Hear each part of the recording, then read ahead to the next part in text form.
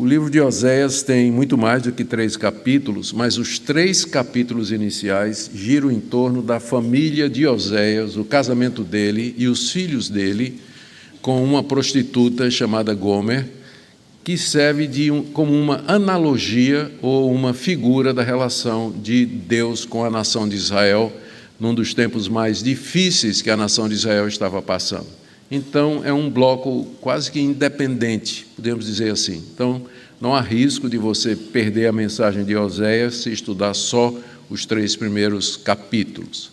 Então, vamos lá para o capítulo 1 do livro do profeta, do verso 1 até o capítulo 2, verso 1, que forma o primeiro bloco. Palavra do Senhor que foi dirigida a Oséias, filho de Beere, nos dias de Uzias, Jotão, Acás e Ezequias, reis de Judá, e nos dias de Jeroboão, filho de Joás, rei de Israel. Quando pela primeira vez o Senhor falou por meio de Oséias, o Senhor lhe disse: vai e case com uma prostituta, e tenha com ela filhos de uma prostituta, porque a terra se prostituiu, desviando-se do Senhor. Então Oséias foi, se casou com Gomer, filha de Diblaim, que ficou grávida e lhe deu um filho. E o Senhor disse a Oséias: ponha nele o nome de Jezreel, porque daqui a pouco castigarei a casa de Jeú por causa do sangue derramado em Jezreel. Vou acabar com o reino da casa de Israel. Naquele dia quebrarei o arco de Israel no vale de Jezreel. Gomer ficou grávida outra vez e deu à luz uma filha. Então o Senhor disse a Oséias: ponha nela o nome de Lo-ruamá, porque não voltarei a ter compaixão da casa de Israel para lhe perdoar. Porém, da casa de Judá eu terei compaixão e os salvarei pelo Senhor seu Deus. Porque os salvarei pelo arco, nem pela espada, nem pela guerra, nem pelos cavalos, nem pelos cavaleiros. Depois de ter desmamado Lo-ruamá, Gomer ficou grávida mais uma vez e deu à luz um filho. E o Senhor disse: ponha nele o nome de Lo-ami, porque vocês não são o meu povo, nem eu serei o seu Deus. Todavia, o número dos filhos de Israel será como a areia do mar, que não se pode medir nem contar. E acontecerá que no lugar em que lhes foi dito: vocês não são o meu povo, Lo-ami, ali mesmo se dirá a eles: vocês são filhos do Deus vivo. Os filhos de Judá e os filhos de Israel serão reunidos e constituirão sobre si uma só cabeça. Eles se levantarão da terra, porque grande será o dia de Jezreel. E chamem seus irmãos de Ami e suas irmãs de Ruamá. Até aqui a leitura da palavra de Deus. Só um minutinho.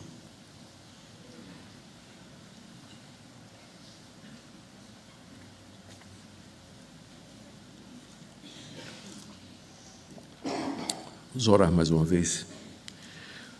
Nosso Deus, a Tua palavra é eterna e a sua relevância é para sempre.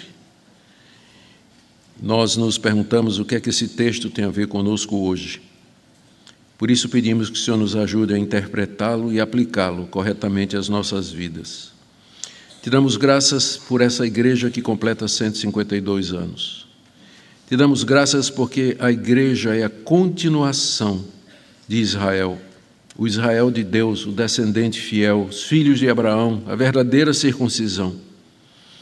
Te damos graças porque nessas promessas de restauração nós vemos a igreja, nessas promessas de um só cabeça liderando as nações, nós vemos Cristo. Te damos graças pelo cumprimento dessas promessas e hoje, quando celebramos esse aniversário, nos lembramos que essa igreja é uma expressão local da Tua Igreja Universal e Invisível. Te damos graças pela primeira igreja, pelo seu ministério, pela bênção que ela tem sido esses anos e oramos que o Senhor continue a usá-la como testemunho da Tua graça, não somente aqui no Recife, no Nordeste também, todo o Brasil e onde a sua história chegar. É o que pedimos em nome do Senhor Jesus. Amém. Queridos, nós não sabemos muita coisa a respeito do profeta Oséias. O que nós sabemos é que ele não era um sacerdote e nem um levita como Isaías, seu contemporâneo, que nesse mesmo período estava profetizando no Reino do Sul. O que nós sabemos de Oséias é que Deus o levantou no Reino do Norte. Vocês certamente se recordam do registro bíblico da divisão da nação de Israel no Reino do Norte, composto de 10 tribos, sob o comando de Jeroboão, cuja capital era Samaria, e que ficou com o nome de Israel ou Efraim. E o Reino do Sul, sede em Jerusalém, onde estava o templo, onde ficou a tribo de Judá e uma parte da tribo de Benjamim. Em Judá estava a descendência de Davi, que ocupava o trono. E nós lemos no início do texto que Oséias profetizou durante o reinado dos reis Osias, Jotão, Acais e Ezequias, que eram reis de Judá. É um ministério longo, o ministério de Oséias. E ele profetizou nos dias de Jeroboão II, rei de Israel. O Jeroboão I foi quem causou a divisão, levou 10 tribos para o norte, e para impedir que os israelitas viessem do norte para o sul, para adorar no templo de Jerusalém, ele fez 2 bezerros de ouro, colocou em Gilgal e no norte de Dan, e disse: esses são os deuses que tiraram vocês da terra do Egito, vocês não têm que ir adorar Deus lá em Jerusalém no sul, vocês ficam aqui. E criou vários centros religiosos. Eu falei, tem Betel ainda, e tem mais outros centros que eu vou lembrar daqui a pouco o nome, onde era feita a adoração dos bezerros de ouro e também aos deuses das nações pagãs. Quando Oséias profetizou, ele foi contemporâneo de Isaías. Isaías estava profetizando no Reino do Sul, Amós, que era seu contemporâneo no Reino do Norte, e Miqueias, também enviado para o Reino do Norte. Os estudiosos dizem que Oséias foi provavelmente o último profeta que Deus mandou antes da invasão assíria em 722 a.C., que destruiu a nação de Israel, o Reino do Norte, levou as tribos em cativeiro, das quais apenas uns remanescentes voltaram com Judá, e as demais nós não sabemos a história, são chamadas as 10 tribos perdidas de Israel. No tempo de Oséias, o Reino do Norte vivia um tempo de grande apostasia espiritual, conluio com nações pagãs e corrupção generalizada, do rei ao sacerdote. Lembremos que o profeta era a pessoa que Deus levantava como último recurso. Quando as instituições falhavam, o rei era corrupto, os juízes eram corruptos, os sacerdotes eram corruptos, Deus levantava um profeta para poder denunciar todo esse tipo de coisas. E Oséias era um desses lá no Reino do Norte. Os moradores do Norte, além de adorar a Deus, vocês lembram que o Reino do Norte era muito misturado com nações pagãs por conta da proximidade com a Síria e outras nações mais ao norte. Eles, além de adorar a Deus, adoravam também os deuses pagãos, ídolos detestáveis das nações vizinhas. Além de idolatria, eles eram culpados de sincretismo, que é você misturar a verdadeira religião com religião falsa e adorar Deus juntamente com a adoração a outros deuses. Mas o que predominava era o culto da prosperidade ou da fertilidade. O deus mais adorado era o deus Baal. Quando você encontrar o nome Baalins, que é o plural, são manifestações do deus Baal com outros nomes. Então, Baal era a divindade mais popular, juntamente com Azerá ou Astarote, que eram deusas da fertilidade, ou seja, se adoravam esses deuses em busca de prosperidade, fertilidade para o gado, para que aumentasse o rebanho, para que Deus trouxesse recursos financeiros, enfim, nada novo debaixo do sol, né?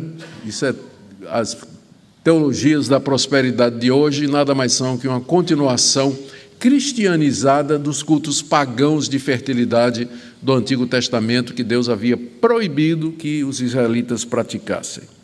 Ele enviou Oséias como último profeta, eu disse, com a seguinte mensagem para o Reino do Norte: vocês são infiéis e adúlteros para comigo. Eu, então, vou castigar vocês através dos assírios. A Síria estava se erguendo no cenário político mundial como poder dominante. E Deus haveria de usar a Síria para castigar a nação de Israel. Não seria a primeira vez que Deus usa o ímpio para castigar o seu povo, corrigir o seu povo. Vocês são adúlteros e infiéis, vou castigar vocês através dos assírios, dizia Oséias à nação. Vocês serão levados para fora da terra prometida, mas um dia eu haverei de restaurar vocês. Um dia eu vou restaurar vocês, porque eu sou fiel à aliança que eu tenho com vocês. Em linhas gerais, era essa a mensagem de Oséias, uma mensagem de denúncia contra o pecado, aviso do juízo, mas também promessa de restauração. É isso que faz o livro de Oséias tão interessante e tão cheio de profecias e tipos e figuras que apontam para essa restauração que, na verdade, acontece numa escala pequena, quando Israel volta para a Terra Prometida, 150 anos depois da invasão dos assírios e 70 anos depois da invasão dos babilônicos. O que torna o livro de Oséias tão especial são essas promessas de restauração, parcialmente nesses dois eventos que eu falei, mas plenamente na pessoa de Cristo, como nós iremos ver. Nos três primeiros capítulos do livro, essa mensagem de Oséias é dramatizada através do casamento dele. Ele era solteiro, aparentemente, até o dia em que Deus mandou ele casar. Mas com quem Deus mandou ele casar? Não é? É algo muito estranho, nós vamos ver isso aí. E os filhos nasceram e receberam nomes incomuns, nomes que não eram comuns se colocar nos filhos. E tudo isso era uma dramatização da mensagem que Deus tinha para a nação de Israel.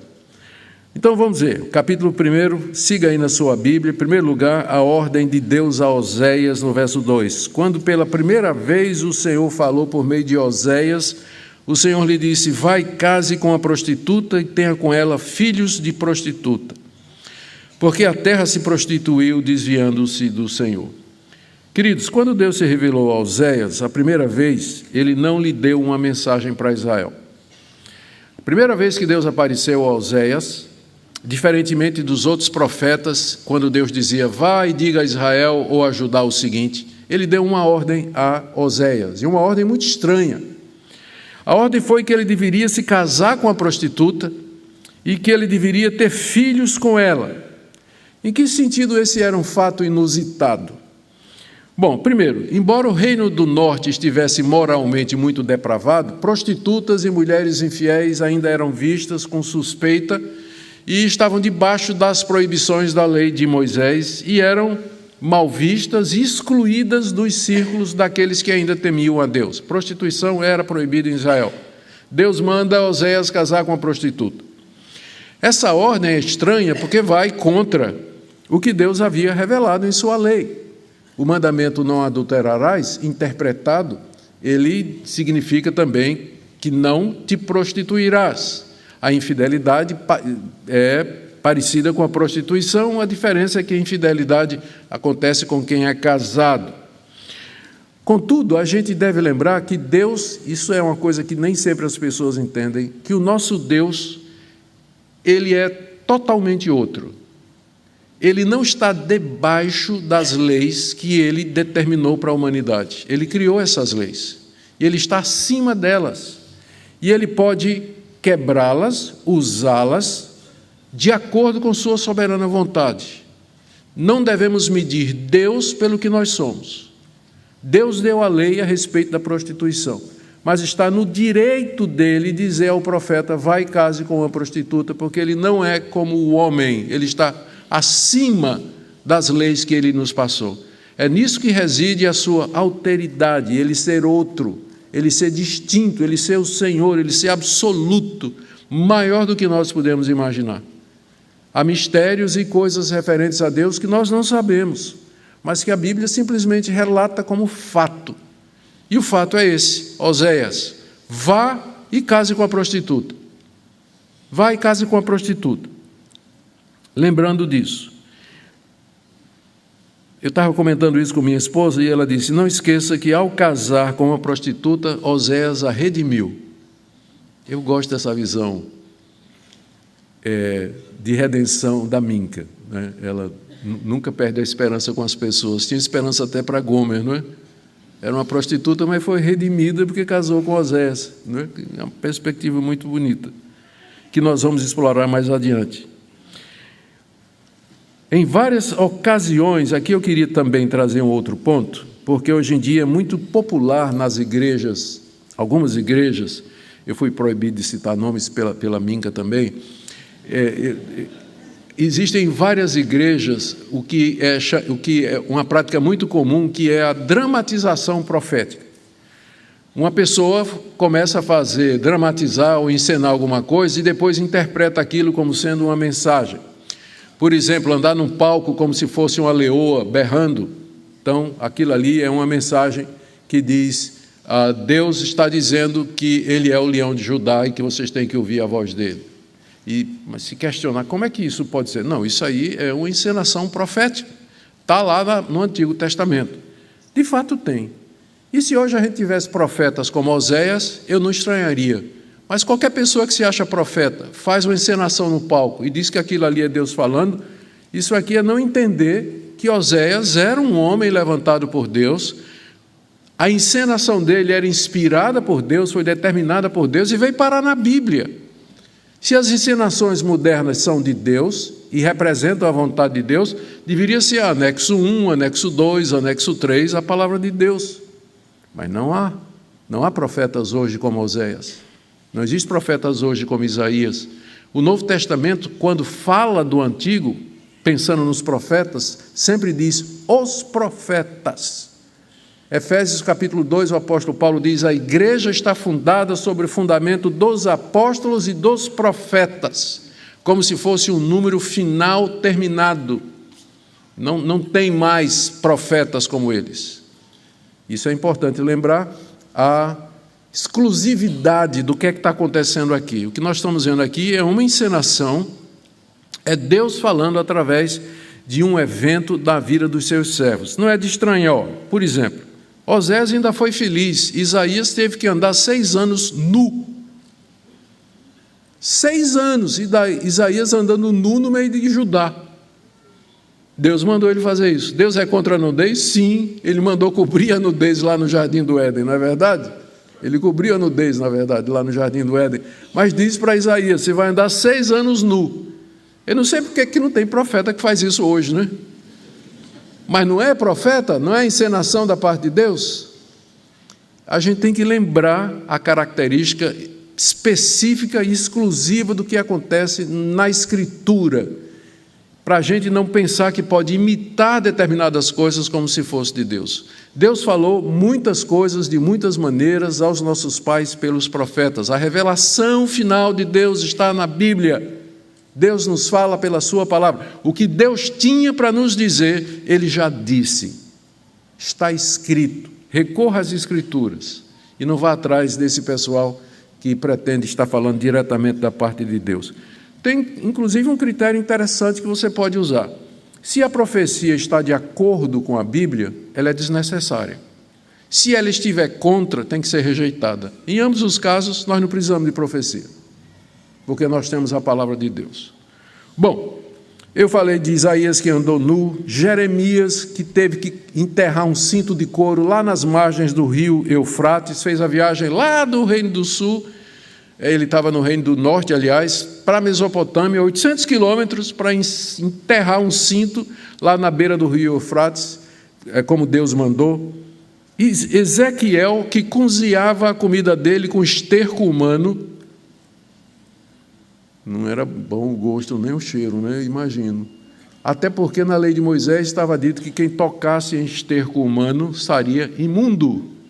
Mas Deus mandou o profeta fazer a comida dele usando esterco humano. É mais um ato profético para dizer o que é que Deus pensava da justiça de Israel. E aqui você tem o casamento de Oséias com uma prostituta e os nomes de seus filhos. A razão pela qual Deus mandou Oséias casar com a prostituta está aí no verso 2. A terra se prostituiu, desviando-se do Senhor. O casamento de Oséias com essa mulher infiel, adúltera, aliás, encenaria a relação de Deus com a nação de Israel. Em que sentido? Deus tinha feito uma aliança com a nação de Israel. E era semelhante ao casamento. Deus o marido, Israel a esposa. E é daqui que se tira a metáfora e a analogia do casamento no Novo Testamento para se referir a Cristo e a sua igreja como sendo refletido na relação do homem e da mulher. Efésios capítulo 5. Esposas, amai, sede submissa aos vossos maridos, como a igreja é submissa a Cristo. Maridos, amai vossa esposa, como Cristo amou a igreja. E lá no final do capítulo 5, Paulo diz, grande é esse mistério, mas eu me refiro a Cristo e a sua igreja. Então, o casamento sempre foi uma analogia do relacionamento entre Deus e Israel, Cristo e a sua igreja. Ou seja, existe um pacto entre Deus e o seu povo, quer no Antigo, quer no Novo Testamento. Quando nós, enquanto Israel ou enquanto igreja, quebramos a aliança, adulteramos, nós quebramos o pacto, nós fomos infiéis, provocamos Deus à ira, e Deus nos acusa de adúlteros, Deus nos acusa de infiéis, Deus nos acusa de ter praticado prostituição, especialmente quando nós o abandonamos por outros deuses. Deus havia feito uma aliança com Israel, Israel, porém, tinha traído Deus com outros deuses, já falei de Baal, de Astarote, Renfã, Quium, os deuses dos filisteus, e com isso eles tinham cometido prostituição espiritual, e isso era generalizado, diz aí, toda a terra aqui não são os habitantes do globo, mas os habitantes do Reino do Norte, todos eles, era geral a idolatria, o sincretismo, a corrupção institucionalizada, o desvio moral, a nação realmente estava um caos, e próspera a si mesmo, porque Jeroboão II, que era o rei, era um hábil governante, tinha feito alianças e havia alguma prosperidade na terra de Israel. Mas espiritualmente a nação estava corrompida completamente. E é aí que nasce o primeiro filho de Oséias e de Gomer. Vemos o relato aí do verso 3, o verso 5. Oséias foi e casou com Gomer, filha de Dublaim, que ficou grávida e lhe deu um filho. E o Senhor disse a Oséias, ponha nele o nome de Jezreel, porque daqui a pouco castigarei a casa de Jeú por causa do sangue derramado em Jezreel. Vou acabar com o reino da casa de Israel, naquele dia quebrarei o arco de Israel no vale de Jezreel. Diz aí o texto que Oséias foi, verso 3, e casou com Gomer. Não questionou. Deus, como assim? Eu sou solteiro, o senhor está querendo que eu case com uma prostituta? Eu não quero casar com a prostituta. A gente não vê Oséias fazendo isso.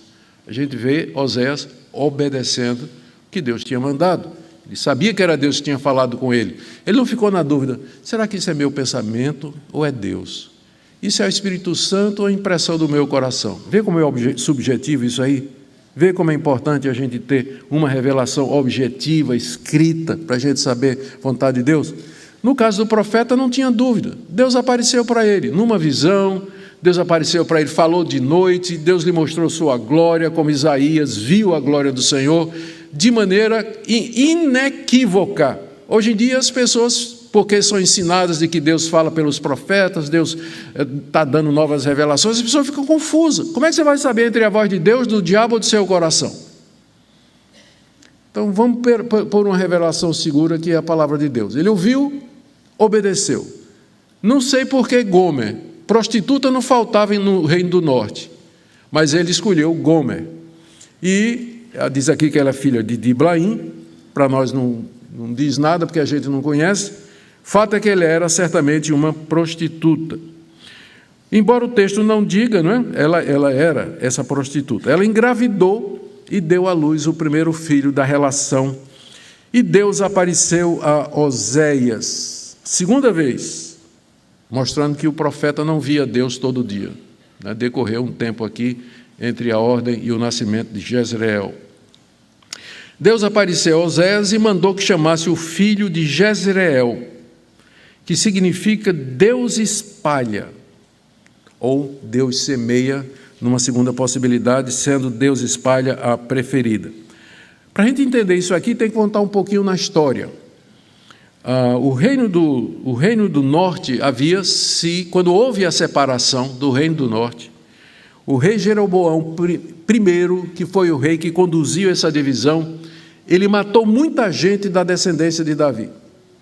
E ele assumiu o poder. Deus então chamou Jeú, um guerreiro, e disse: eu vou te dar o reino do norte, e eu quero que você vingue o que é que Jeroboão fez com os reis de Israel. Jeú montou o exército e enfrentou Jeroboão I lá no vale de Jezreel, uma região muito bonita, onde os reis iam durante o inverno para passar o inverno. Lá a capital era a capital do inverno. E Jeú foi lá e acabou com a descendência de Jeroboão. Acabou com a descendência de Jeroboão I. Derramou muito sangue, foi além daquilo que Deus queria. E assumiu o trono. E Deus disse: agora chegou a vez de eu me vingar de Jeú, de castigar Jeú pelo que ele fez. E eu vou fazer isso no mesmo lugar onde ele derramou o sangue dos descendentes de Jeroboão. Lembra que na época de Oséias, o rei era Jeroboão II. Ele era bisneto ou tetraneto, eu não sei, do rei Jeroboão I. Levou gerações, mas Deus não esqueceu. Deus está vendo. E na hora certa ele vai dar o juízo. Ele disse: eu vou destruir Israel em Jezreel como castigo do sangue derramado por Jeú. E nós vamos ver como é que isso aconteceu. Tinha essa cidade, ele assassinou Jeú, que era antepassado de Jeroboão II, ele assassinou os filhos do Acabe e tomou seu lugar. Ao colocar o nome do filho de Jezreel, Oséias estava profetizando que Deus haveria de castigar Jeú pelo sangue derramado ali. Olha os termos. Deus havia de acabar com o reino da casa de Israel, de 4 a 5. Isso haveria de acontecer em pouco tempo, os invasores assírios já estavam na porta. O próprio Deus batalharia contra Israel e quebraria ali o arco deles, e dessa forma Oséias prediz o fim próximo do reino do norte. Então era isso que Jezreel significava. Entenda o significado. Jezreel era filho de prostituição, ou seja, é a consequência do pecado. Gomer era uma prostituta, filho de Gomer significa consequência do pecado. Oséias casou com Gomer, ela teve um filho, colocou o nome de Jezreel, lembrança do Vale Sangrento, onde Jeú matou os descendentes de Acabe e toda a sua geração. Jeroboão II era descendente de Acabe, estava na hora agora de Deus trazer o juízo sobre aquela nação. Ele vai fazer tudo isso com uma invasão só, que é a invasão assíria. Agora veio a menina, do verso 6 a 7. Gomer ficou grávida outra vez e deu à luz uma filha. Então o Senhor disse a Oséias: ponha nela o nome de Lo-ruamá, porque não voltarei a ter compaixão da casa de Israel para lhe perdoar.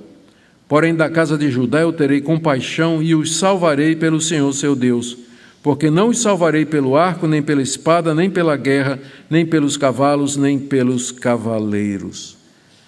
Depois do nascimento do menino, chamado Jezreel, Deus apareceu de novo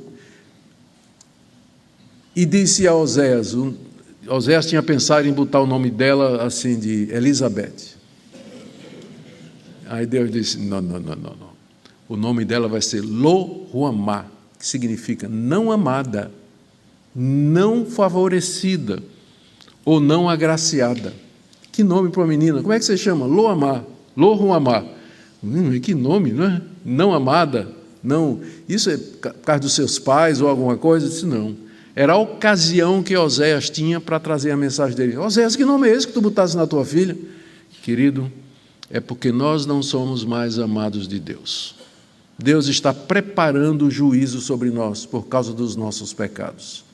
E assim o profeta tinha a ocasião de trazer a mensagem de Deus para o reino do norte.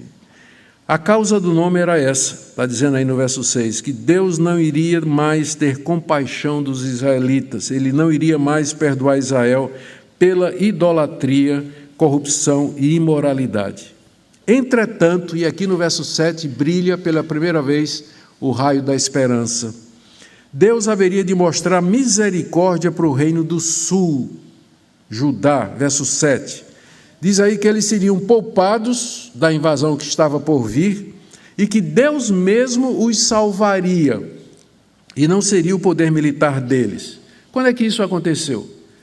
O profeta, quando anunciou, Lo Ruhamá, é o nome da minha filha, significa que a nação do norte, reino do norte, não é mais amado por Deus, que nós vamos sofrer a invasão assíria, o castigo de Deus. Mas Deus está dizendo que o reino do sul vai escapar. Não vai ser destruído ainda, foi mais adiante, mas não vai ser destruído ainda, e que eu, Deus, vou proteger a nação de Judá, o povo de Judá, e não vai ser pelo poder militar deles, mas vai ser pelo meu poder. Quem lembra o evento que aconteceu em que isso se realizou? Foi quando Jerusalém foi cercada pelo rei da Babilônia, Senaqueribe, que mandou um emissário com uma carta, insultando o Deus de Israel e dizendo: quem é esse Deus para nos livrar, para livrar vocês das minhas mãos? Ezequias pegou a carta, o exército cercou Jerusalém, e não tinha condição nenhuma, os judeus lá em Judá não tinham condição de resistir absolutamente. Ezequias pegou a carta, entrou no templo, estendeu diante de Deus e disse: Deus, isso aqui é contigo, essa bronca aqui é com o Senhor. Eles estão insultando é o Senhor, não é a mim não. Então, faça alguma coisa. Naquela noite, o anjo do Senhor saiu e matou metade do exército babilônico. E Senaqueribe botou o rabo entre as pernas e voltou para a sua cidade. E lá 2 filhos mataram ele, quando ele estava adorando lá no templo de Dagon, o rei deles. Foi uma ocasião em que Deus protegeu Judá, e que não foi preciso poder militar, Deus mesmo foi isso, profetizado por Oséias.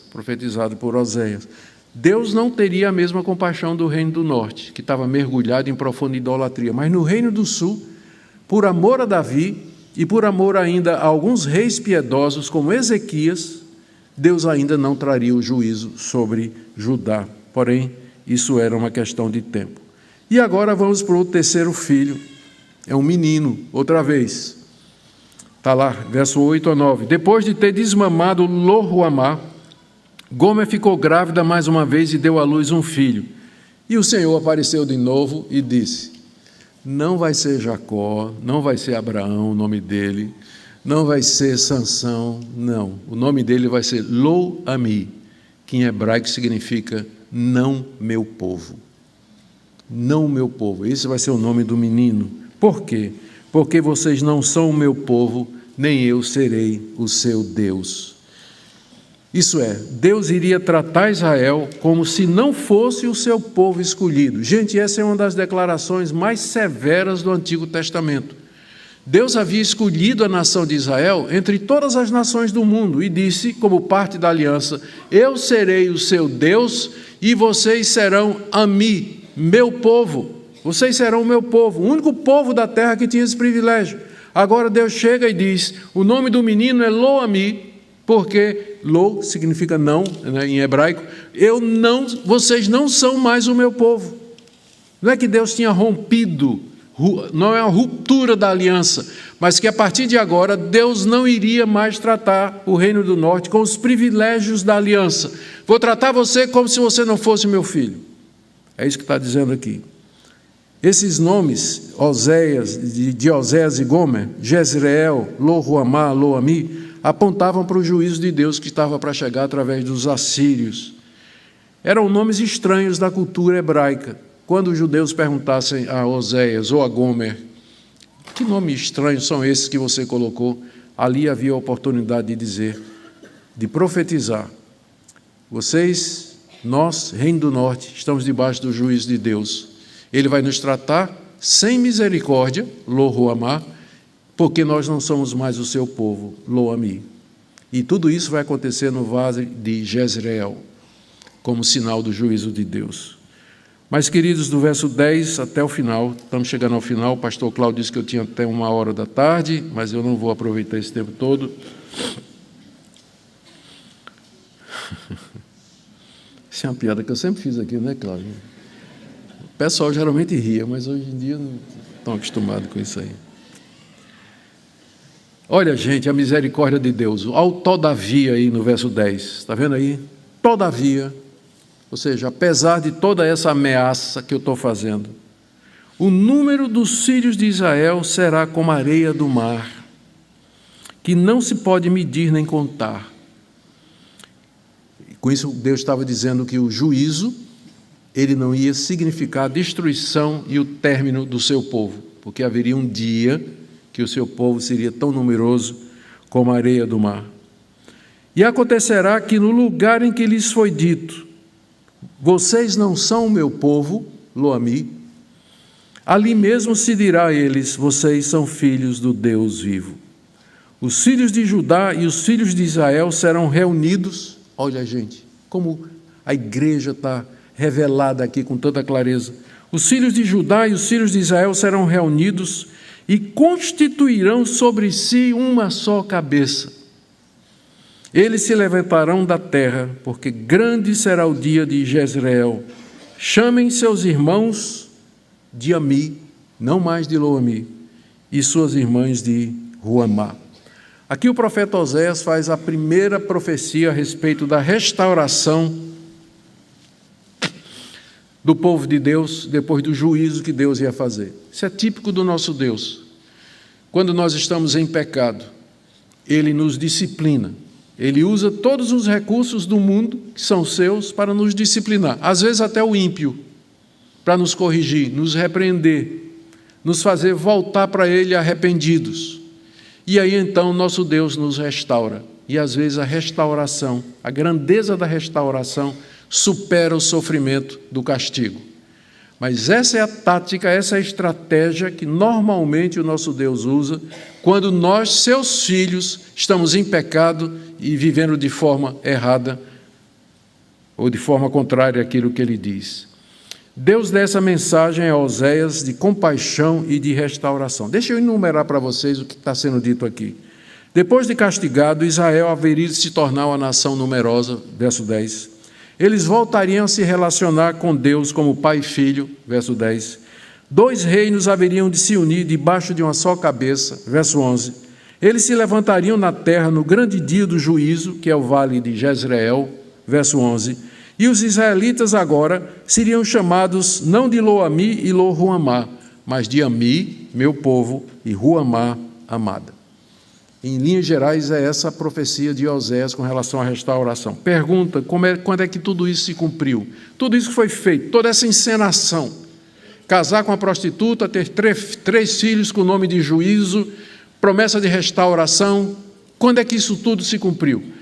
Porque é isso que a gente quer saber, não é verdade? A gente, quando lê os profetas, e tem essas profecias, a gente fica perguntando, onde na história isso aí se encaixa? Isso já aconteceu? Isso está acontecendo? Isso vai acontecer? Por isso que a profecia bíblica, ela desperta tanto interesse, porque ela mexe com a gente. Onde é que nós estamos com relação a essa profecia? Veja só, a destruição da casa de Jeú e a destruição do reino do norte aconteceu com a invasão assíria no ano 722 a.C., cumpriu-se Jezreel, já foi. O reino do sul, Judá, realmente permaneceu por mais 150 anos. Só foi invadido, destruído e levado para o exílio em 586 a.C. Então, palavra de Oséias, de que ele não castigaria ainda Judá, mas só depois aconteceu literalmente como o profeta disse. A promessa de restauração e que as 2 tribos se uniriam aconteceu parcialmente quando Judá e algumas tribos do norte, alguns remanescentes das tribos do norte, como Efraim, Zebulon, Naftali, voltaram para a terra prometida depois de 70 anos de exílio de Judá. Então, já foi parcialmente. Mas essa promessa de que eles seriam numerosos como a areia do mar, de que eles haveriam de se unir e ter um cabeça sobre eles, se cumpre na pessoa de Cristo e na igreja. É assim que a teologia reformada interpreta essas promessas de restauração, de prosperidade, de grande gozo, glória para a nação de Israel. Nós entendemos que nós somos a continuação da nação de Israel. Nós não substituímos Israel, nós somos a continuação, a consumação. O cristão é um judeu consumado. O cristianismo é o judaísmo levado às suas últimas consequências. O judaísmo apontava para Cristo, apontava para essa restauração, para a glória futura de Israel. E tudo isso se cumpre na igreja. Cristo é o filho de Davi, que se sentou no trono do universo. Quem pode o maior, pode o menor. Se ele está sentado no trono do universo, ele está sentado no trono de Israel. E debaixo de si ele trouxe judeus do norte, do sul e os gentios. É interessante que o apóstolo Paulo, em Romanos, capítulo 9, quando ele fala da entrada dos gentios na igreja, ele cita exatamente essa passagem. Ele cita essa passagem dizendo, como que se dissesse, que aqui você tem um cumprimento do que Oséias falou. Oséias, quando estava falando, estarão todos reunidos debaixo de um só cabeça, ele não está falando só do reino do norte e do reino do sul, mas gente de todas as nações que viriam para debaixo do filho de Davi, que haveria de governar sobre eles, como de fato ele governa. Ele disse aos discípulos: todo poder me foi dado no céu e na terra. Ele subiu aos céus, foi glorificado, exaltado, sentou à direita de Deus e administra o universo, guiando todas as coisas para juntar seu povo, judeus e gentios, judeus do norte e judeus de si, juntar o seu povo para o grande encontro que será na sua segunda vinda, quando ele retornar. É assim que essa passagem é interpretada pelo apóstolo Paulo no capítulo 9 da carta aos Romanos e por Pedro na sua primeira carta, capítulo 1, quando ele diz aos gentios,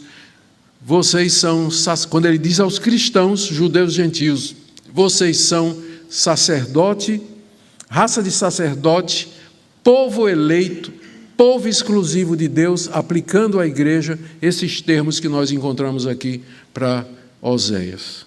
Queridos, o que é que então essa passagem demanda de nós? Primeiro, que nós tenhamos uma visão bíblica clara de escatologia.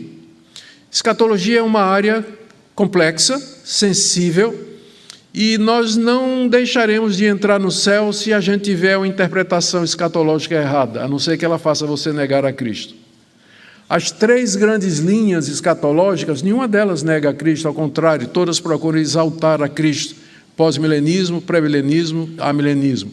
Há uma variação do pré-milenismo, que é o dispensacionalismo, que vem mudando porque perceberam que era insustentável. É chamado agora de pré-milenismo progressivo. É um novo nome que eles dão porque viram que a Bíblia de Scofield e outras propagandas... Eu me lembro da minha época, que é da minha época aqui da Fundamento, não levanta a mão não, porque vai revelar a idade. Mas faziam quadros dizendo o que é que ia acontecer e tudo mais, não é? Vamos desconstruir isso aí, é muito mais simples, tudo se consome, tudo alcança sua realização na pessoa maravilhosa de Cristo. Então esse texto nos chama para ver que a igreja não é uma criação de Jesus ou do apóstolo Paulo, mas já estava profetizada nos videntes do Antigo Testamento. Deus vinha avisando que um dia ele teria um povo debaixo do seu filho, que é o descendente de Davi. Segunda coisa que nós precisamos aprender aqui é o amor e a misericórdia de Deus. Talvez nessa manhã você esteja aqui carregado de culpa, carregado de pecados, se sentindo indigno de Deus. Faz bem, porque é indigno mesmo. Mas a Bíblia nos fala de um Deus de misericórdia, um Deus que castiga, um Deus que corrige, mas depois restaura. E eu queria convidar você a refletir sobre isso. Os seus pecados e a sua culpa não são motivos de você se afastar de Deus, na verdade são a própria razão pela qual você deveria se chegar a Ele. Porque Ele é um Deus compassivo e misericordioso. Primeiro Ele disse, Lo-ami, vocês não são o meu povo. Lo-ruamá, vocês não são amados. Mas depois que o castigo veio, ele disse: chame meu povo de Ruamá e Ami, porque vocês são amados e são o meu povo. É isso que Deus lhe convida nessa manhã, para que você, mediante o Evangelho de Cristo, se reconcilie com Deus. Se reconcilie com Deus, nosso Senhor e Salvador. Último ponto que eu queria trazer aqui. Nós somos o povo de Deus, Deus tem uma aliança conosco. Nessa aliança Ele promete ser o nosso Deus e nós prometemos ser o povo dEle. Significa que Deus tem o primeiro lugar na nossa vida e que, portanto, nós devemos zelar para que isso aconteça. Existem ídolos modernos, ídolos do coração. Ninguém mais hoje em dia adora Baal ou Asterote, mas adora coisa pior: sexo, dinheiro, o ego, popularidade, poder, uma pessoa, um carro, um apartamento, uma propriedade, alguma coisa que acaba tomando o lugar de Deus. Isso Deus não tolera. Isso Deus não tolera. Idolatria é o único pecado no Novo Testamento. Perdão, a avareza, o amor ao dinheiro, é o único pecado no Novo Testamento que é chamado de idolatria. Exatamente porque o dinheiro, com facilidade, ele toma o lugar de Deus. A gente usa para resolver os problemas, para garantir o futuro, para ter uma velhice tranquila. Nada errado com isso, nós temos que fazer isso mesmo, mas nunca colocando Deus em segundo lugar. Deus é zeloso do seu povo, é por isso que Ele fez esse tipo de coisa.